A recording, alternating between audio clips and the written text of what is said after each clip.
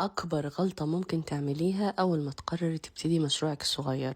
قبل ما أقول لكم إيه هي الغلطة دي خلوني أعرفكم بنفسي. أنا هاجر زكي، بزنس كونسلتنت وفاوندر اند سي او اوف ثيرا كيك.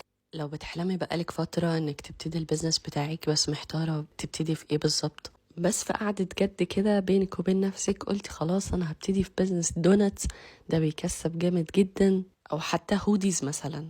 في ناس كتيرة قوي ابتدت المشاريع بتاعتها دي وبتنجح ما شاء الله وبتكبر، فليه ما كنش انا معاهم؟ بتفكري التفكير ده؟ فعايزة اقولك ان هو ده اكبر غلطة ممكن تعمليها قبل ما تبتدي مشروعك. وتعالي اقولك ليه. قبل ما نبتدي البيزنس بتاعنا لازم نعمل حاجة اسمها دراسة السوق. ايه هي دراسة السوق؟ باختصار هو ان احنا بنعمل 3 حاجات: مين هما التارجت اودينس بتوعك، ومين الكومبيتيتورز، وايه اللي هيميزك عنهم. هساعدك في الريل الجاي تحددي ال3 حاجات دول، لان لو اخترتيهم صح البيزنس بتاعك هينجح جدا باذن الله. اكتبي انترستد لو مهتمه بالتفاصيل.